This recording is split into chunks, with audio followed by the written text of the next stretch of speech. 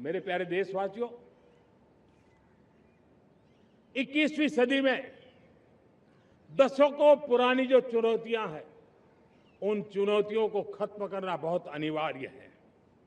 नक्सलवाद, माओवाद लाखों युवाओं के भविष्य को तबाह कर दिया। अनेक माताओं के दुधमल नौजवानों को छीन लिया, बर्बाद कर दिया।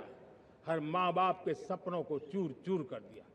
इस नक्सलवाद ने 4 दशक तक हिंदुस्तान के बहुत बड़े हिस्से को, बहुत बड़ी आबादी को दबोच करके रखा था।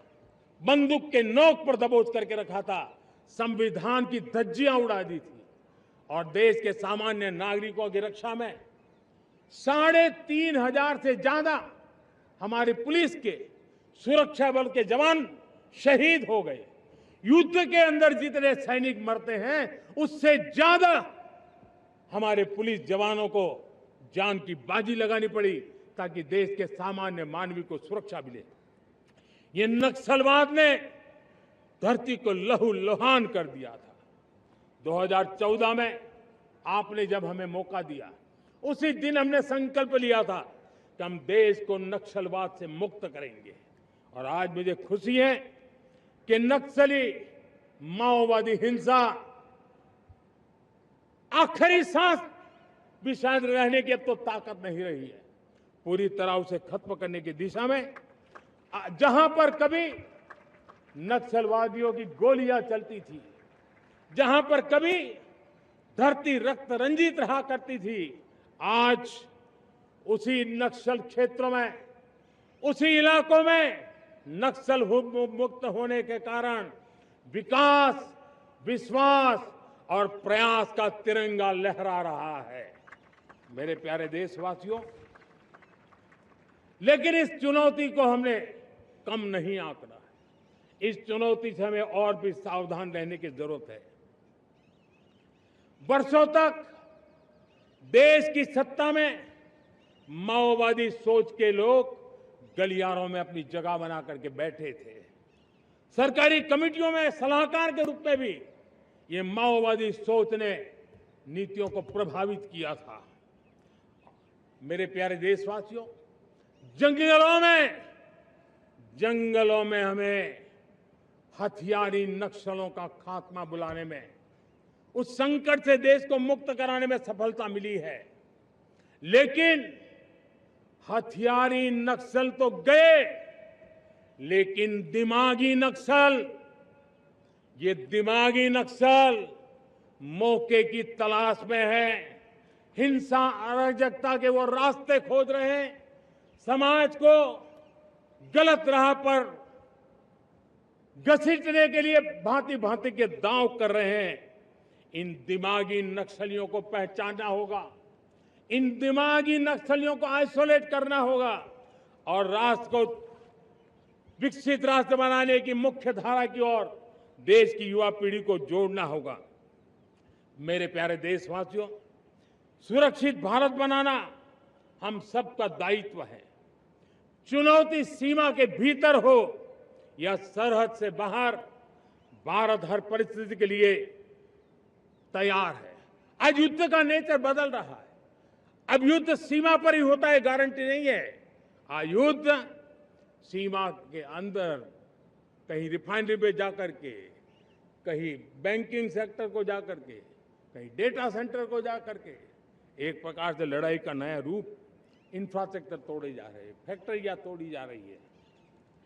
हमने मिशन सुदर्शन चक्र की पिछले सालों घोषणा की थी। बहुत तेजी से उस पर काम चल रहा है। आज डिफेंस एक्सपोर्ट हमारा करीब 50 गुना बढ़ा है। करीब 100 देशों में हमारे अस्त्र शस्त्र पहुंच रहे हैं। वैश्विक पटल पर भारत की प्रतिष्ठा धीरे धीरे बढ़ रही है। बदलते हुए समय में अस्त्र शस्त्र की तरफ काम करना है, सैन्य बलों का सामर्थ्य बढ़ाना है, लेकिन साथ साथ नागरिकों को भी तैयार करना होगा। पिछली शताब्दी के युद्धों के अनुरूप जो सिविल डिफेंस की व्यवस्थाएं हमारे देश में विकसित हुई है, वो कालबाह्य हो चुकी है। और इसलिए मैं आज लाल किले से घोषणा कर रहा हूं कि हम आने वाले दिनों में सिविल डिफेंस का एक वाइब्रेंट नेटवर्क खड़ा करेंगे, आधुनिक व्यवस्थाओं से उनको परिचित कराएंगे, आधुनिक संकटों से नागरिकों को रक्षा करने की क्या व्यवस्था हो सकती है, एक बहुत बड़ा वॉलेंटरी फोर्स सिविल डिफेंस का आधुनिक चुनौतियों को पार करने वाला हम बनाने वाले हैं। मेरे प्यारे देशवासियों, राष्ट्र के निर्माण में आज हमारी बहनों बेटियों का योगदान हम सब के लिए बहुत बड़ा प्रेरणा का कारण बना हुआ है। फाइटर जेट हो या सिविल एविएशन, हमारी बेटियां सबसे आगे दिखाई दे रही है। खेलकूद का मैदान हो, हमारी बेटियां आगे दिखाई दे रही है। स्टेम एजुकेशन में भर्ती होने की प्रक्रिया हो, सबसे ज्यादा हमारी बेटियां आगे दिख रही है। आज सेना में भी एनडीए से जो बच्चियां निकली हैं, वो बड़े रौब के साथ देश की सेना का नेतृत्व करने का सामर्थ्य दिखाने लगी है। मेरी बेटियों की ताकत कैसी है। मैं पिछले दिनों साणंद में एक सेमीकंडक्टर प्लांट में गया, वहां आदिवासी बेटियां, देश के अलग अलग कोने से आई हुई बेटियां काम कर रही थी। वो उस गांव से आई थी जिन्होंने पासपोर्ट क्या होता है पता तक नहीं था।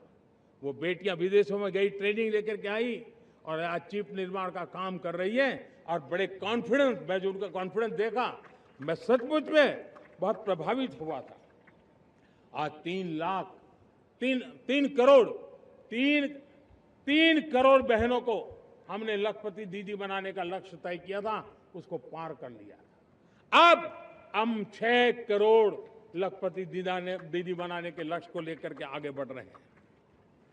3 करोड़ नई लखपति दीदी बनना मतलब ग्रामीण अर्थव्यवस्था में बहुत बड़ा बदलाव मातृशक्ति के द्वारा आने वाला है। मेरे प्यारे देशवासियों, आज पंचायतों में, नगर पालिका में, महानगर पालिका में बहुत बड़ी मात्रा में हमारी महिलाएं जनप्रतिनिधि बनकर के देश का मार्गदर्शन कर रही है, समस्याओं का समाधान कर रही है, बहुत ही सक्षम नेतृत्व दे रही है। और इसी को ध्यान में रखते हुए हमने पार्लियामेंट में नारी शक्ति वंदन अधिनियम पारित किया था, लेकिन किसी न किसी कारण से राजनीति के अखाड़े में पिछले 40 साल से ये सपना हमेशा राजनीतिक अखाड़े का शिकार हो गया है। मैं देश के सभी राजनीतिक दलों से आज लाल किले की प्राचीर से तिरंगे झंडे की छाया में खड़े होकर के प्रार्थना करता हूं, आग्रह करता हूं, आइए उन महिलाओं के सामर्थ्य के पुजारी बनिए, उन महिलाओं के सम्मान में आगे आइए और जल्द से जल्द हमारी माताओं बहनों को 33% विधानसभा और लोकसभा में उनको प्रतिनिधित्व मिले, वे भारत की नीति घड़तर के अंदर अपना योगदान दे। समय की मांग है और मैं सभी राजनीतिक दलों से फिर से आग्रह करता हूं, आइए महिला आरक्षण लागू करके महिला सम्मान में आप भी जुड़िए, आप भी यश लीजिए, आप भी क्रेडिट लीजिए, लेकिन मेरी माताओं बहनों को हक दीजिए। मेरे प्यारे देशवासियों, विकसित भारत का संकल्प तभी पूरा होगा जब विकास अंतिम व्यक्ति तक पहुंचेगा। 2014 से पहले सिर्फ 25 करोड़ लोगों के पास सोशल सिक्योरिटी का कवर था, सिर्फ 25 करोड़ के पास। साथियों, पिछले 5-7 दशक में सिर्फ 25 करोड़, हमने एक दशक के भीतर 100 करोड़ देशवासियों को सोशल सिक्योरिटी का कवच दिया है। आयुष्मान भारत योजना से 70 साल की उम्र के बुजुर्गों से भी आज 5 लाख रुपए तक मुफ्त दवाई की व्यवस्था हो रही है। करोड़ों परिवारों को इसके कारण बहुत बड़ी सुविधा मिली है। और इस आयुष्मान कार्ड के कारण 2 लाख करोड़ रुपया जो दवाई और ऑपरेशन के पीछे खर्च होना था, वो मेरे परिवारों के बच्चे हैं। वो गरीब परिवार है, वो मध्यम वर्ग के परिवार है, उनको इतनी बड़ी। मेरे प्यारे देशवासियों,